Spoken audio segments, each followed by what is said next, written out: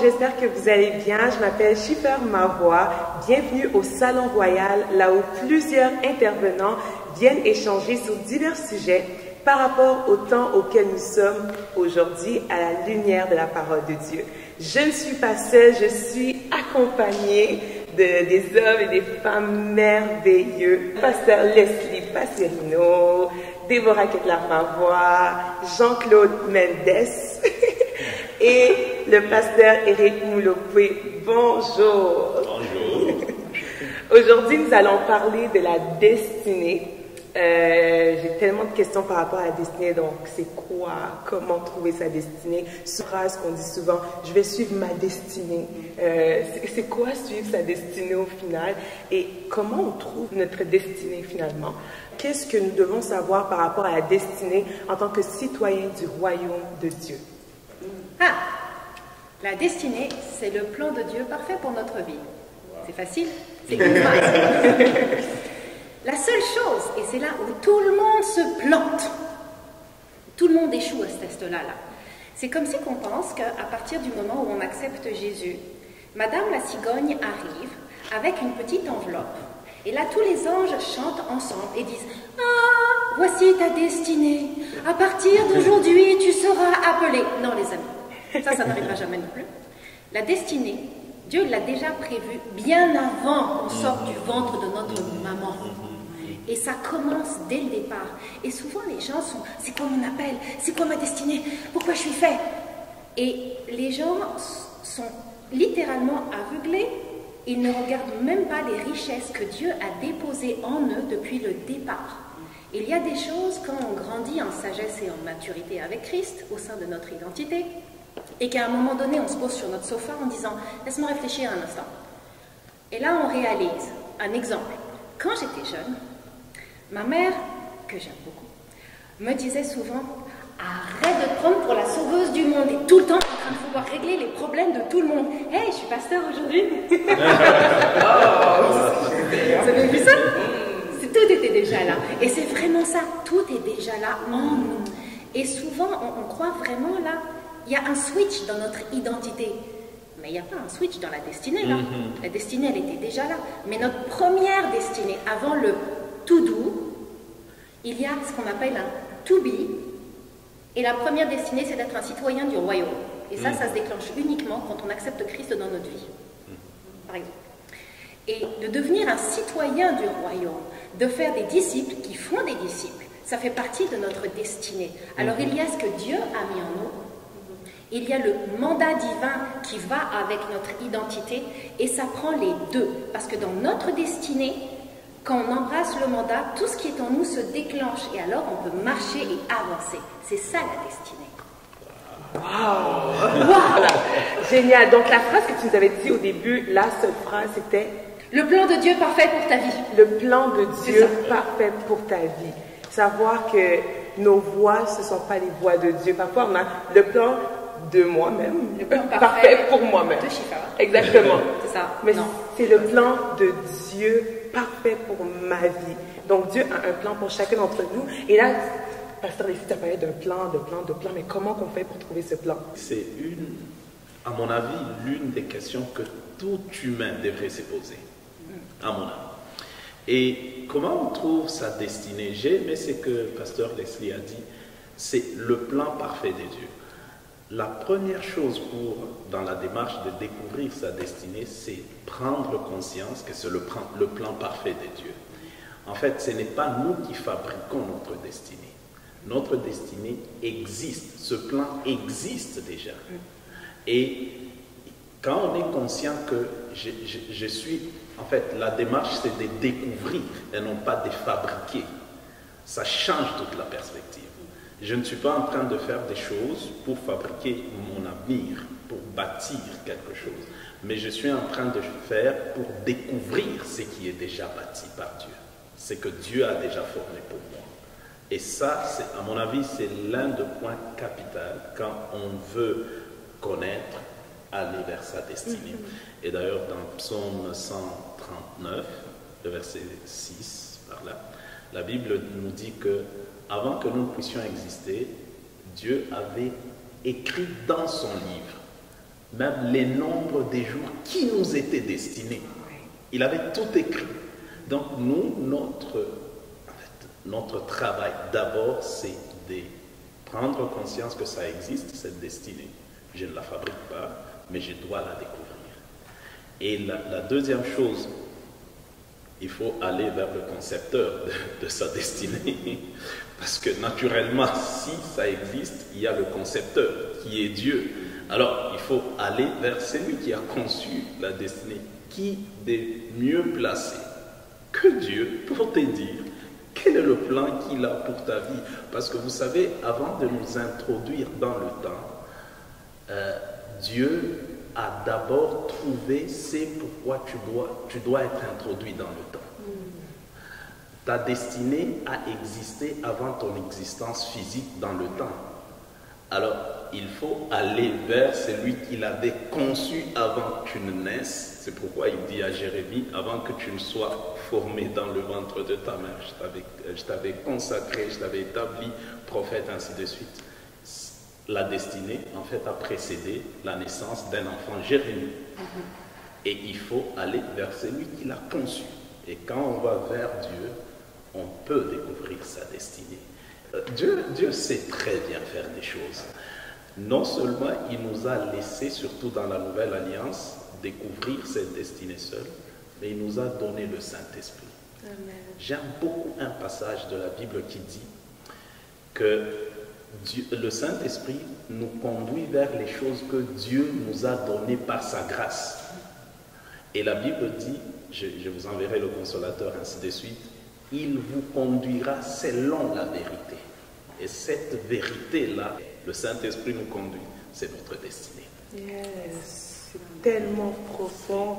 Et on parle de comment à découvrir, mais l'une aussi des choses que je trouve tellement compliquées au départ, c'est de comment vivre en fonction de.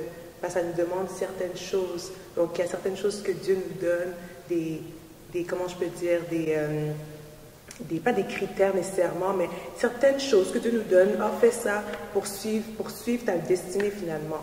Mais comment qu'on fait pour vivre en fonction de notre destinée aujourd'hui, en tant qu'enfant de Dieu, dans notre quotidien? Quels sont les préalables, quelles sont les choses que le Saint-Esprit, Dieu nous demande de faire dans notre quotidien? J'aime beaucoup cette question et j'aimerais quand même rassembler ce que Pasteur Leslie et Pasteur Eric ont dit. D'abord, premièrement, le plan de Dieu existe déjà. Et le fait qu'elle existe déjà, on doit, l'outil en fait qui nous aide dans le quotidien, on doit aller vers le Saint-Esprit. Il n'y a rien qui va être inventé, il n'y a rien de nouveau. Et si je peux me permettre de donner l'exemple de nos jours, on aime beaucoup le coaching, le développement personnel. On pense que c'est ces choses qui vont, comment je pourrais dire, nous révéler notre identité. Mais personnellement, je suis une des personnes qui aime bien le coaching parce que c'est vrai, des fois, ça nous donne une certaine prise de conscience. Mais je crois que le coach, par excellence, c'est le Saint-Esprit. Et le Saint-Esprit vient même nous montrer, bien que ça peut être bon, ce qui est pour nous. Le verset qui dit... Ne vous conformez pas au siècle présent, mais soyez renouvelés. Et quand on nous parle de renouvellement, c'est le Saint-Esprit qui le fait. C'est-à-dire qu'à un moment donné, tu sais que tu es appelé à faire telle chose, ou d'avoir notre mandat ultime qui est les âmes, l'évangélisation, etc. Mais comment le faire selon ta personne, en fait? Parce que je crois qu'on ne le fait pas tous de la même façon. Alors je crois que le Saint-Esprit renouvelle notre mentalité des choses, notre perception des choses. Alors au quotidien, tu te réveilles le matin, oui, il y a les podcasts qui nous aident, etc. Mais le premier coach doit être le Saint-Esprit. C'est lui qui va venir te dire, ok, toi, selon ta personne, voilà, peut-être tu vas aller au travail, tu vas rencontrer telle personne, regarde telle phrase, ta facilité à parler de telle façon, tu peux le faire de cette façon, ou les réseaux sociaux aujourd'hui, comment tu utilises ta page. Donc je crois vraiment que comment le vivre, pour bien répondre à la question, c'est vraiment en ayant une mentalité renouvelée au quotidien pour connaître la volonté de Dieu à l'aide du Saint-Esprit. On le dit comme ça a l'air peut-être un peu plus difficile, mais je pense que c'est de faire un pas chaque jour. Un pas chaque jour, et ce qui amène un processus, une évolution en fait, pour nous permettre de savoir comment vivre notre destinée au quotidien. Donc voilà, je n'ai pas dit de ne pas aller vers les coachs, etc. Il n'y a pas de souci, mais c'est important que lorsque tu es devant un coach, que tu puisses tout de même laisser le Saint-Esprit te laisser sélectionner ce qui est dit par ce coach. Parce que le coach a toute la bonne volonté, il veut te voir exceller, c'est vrai, mais toi quand tu reviens toute seule dans ta chambre, tu demandes au Saint-Esprit, ok, selon ma personne, que veux-tu ou qu'attends-tu de moi pour que je puisse répondre fidèlement à ma destinée. Wow. Donc, on aime bien les coachs, on aime bien avoir des mentors, mais le coach parfait, c'est vraiment le Saint-Esprit qui est toujours là, toujours fidèle à tout moment.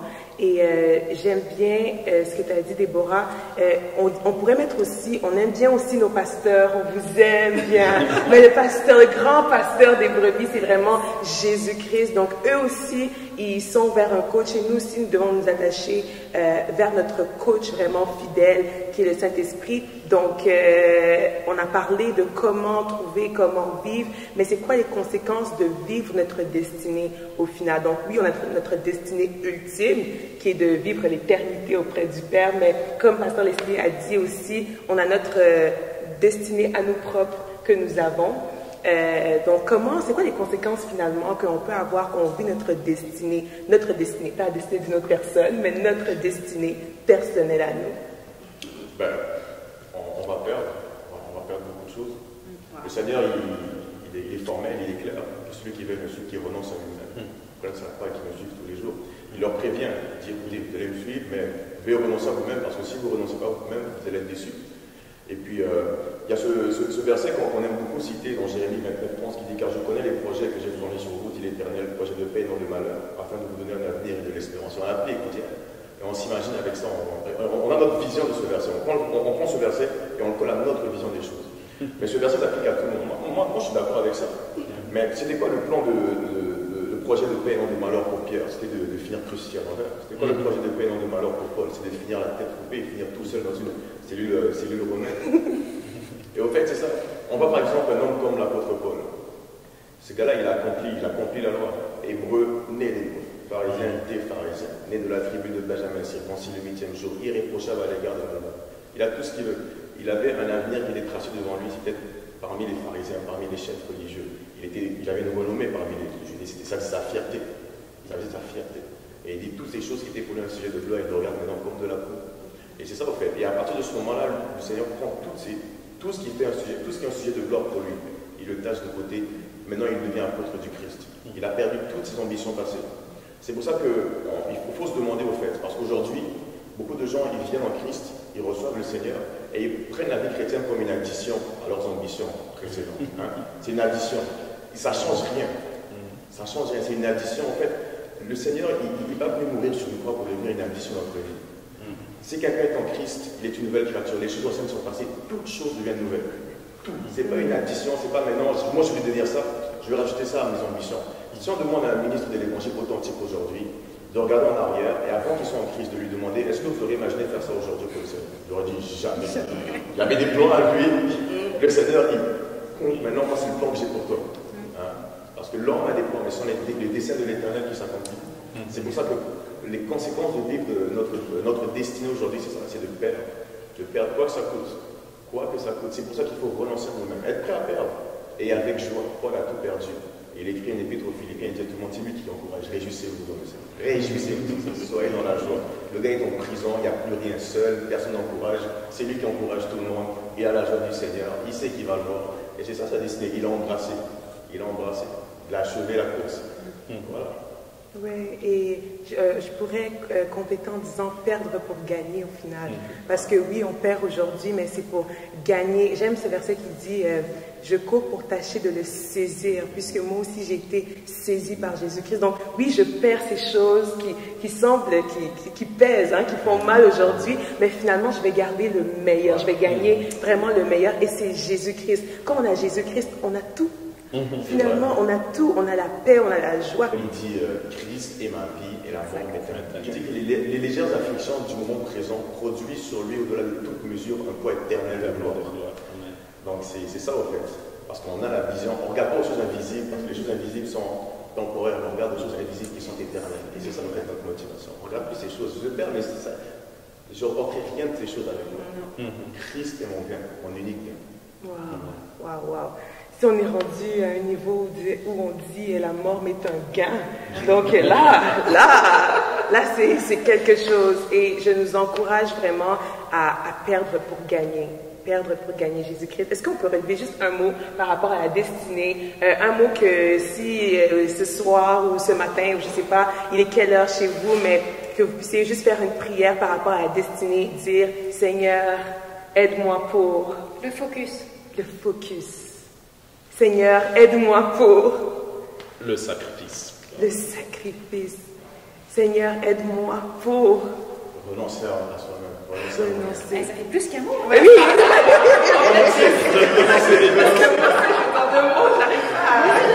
Non, il y en a trois. Je peux pas. Renoncer. Focus. Sacrifice et... Moi, j'ai envie de dire Saint-Esprit, mon coach. Saint-Esprit, même là, c'est une deux personne. mots. Saint-Esprit, focus, sacrifice et renoncer. Vraiment, je vous invite vraiment à faire cette prière là où vous êtes, juste maintenant. Et je vous assure que le Saint-Esprit est vraiment fidèle et il agit. Merci d'avoir été des nôtres au Salon Royal et on vous dit à très bientôt.